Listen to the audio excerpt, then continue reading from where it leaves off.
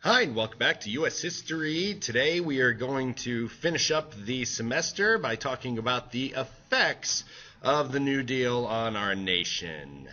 So we'll talk about the political contributions and social contributions of women.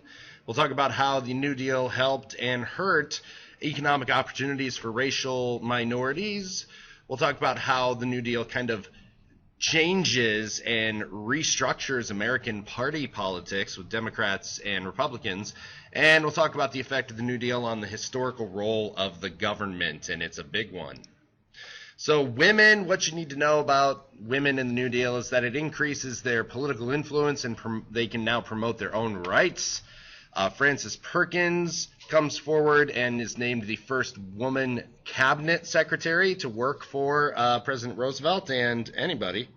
Eleanor Roosevelt, the president's wife, travels all over. She's tireless in trying to help people, and she's really the eyes and ears of the president to see how people are being affected by this Great Depression.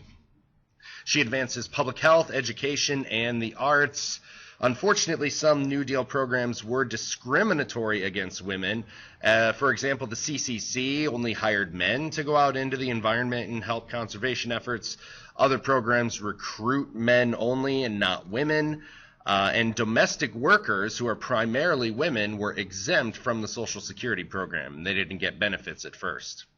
Blacks, FDR actually takes a huge step and invites high-ranking blacks to advise him on issues that affect African Americans, and these men were known as his black cabinet. There was also a woman involved, Mary McLeod Bethune, who goes on to found Bethune-Cookman College, and she said that the New Deal is a new day for African Americans.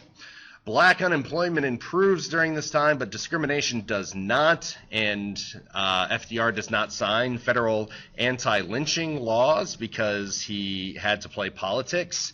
And he said if he signed the law, then he couldn't get any New Deal programs passed by the South, so it was kind of a tit for tat. And some New Deal programs unintentionally hurt blacks as well, like the federal payments to white farmers as a part of the AAA. Led them to evict black sharecroppers because they didn't need them to grow crops anymore because they were being paid not to farm. And domestic workers, while women, a lot of black women work in domestic work during this time, and a lot of men are farm workers, and Social Security also exempted those groups. Native Americans during this time, the Dawes Act that kind of gave Indians their own plots of land to farm actually is really, really bad for the Indians. It was supposed to assimilate them, but it makes their lives miserable. A lot of the land is taken or sold away through loopholes in the law, and it worsened the conditions of American Indians. So during the New Deal, the Indians actually get their own Indian New Deal, which gives Indians economic assistance. It also allows the government to construct new Indian schools, Indian hospitals, and create an Indian Civilian Conservation Corps. During this time, the Bureau of Indian Affairs, or the executive branch's Indian Affairs Department, reverses their policy on repressing Indian tradition and actually encourages Indian religions, languages, and customs to be used. And the Indian Reorganization Act gives more control to the Indians of their own tribal lands. And then this is just a handy little chart.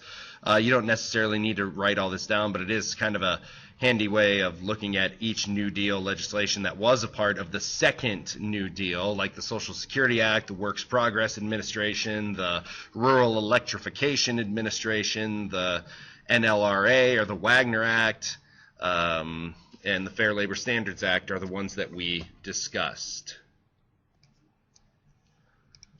So the New Deal changes party politics in this country.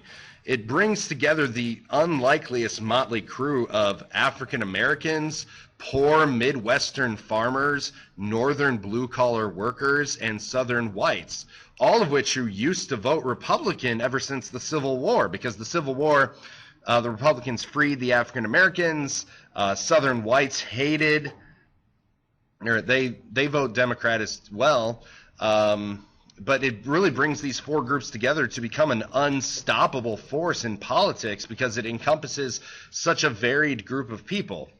Roosevelt is voted Democrat, or he is a Democrat, and this New Deal coalition votes Democrat and elects Roosevelt 4 times as president in 1932, 36, 40, and 44, and then he'll die in 1945. It also gives Democrats a huge majority in both houses of Congress, so they can pretty much pass any legislation that they want.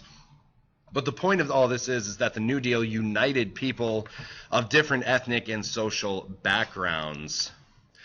How did it change the government? Well, it increases both the power of the president and the executive branch.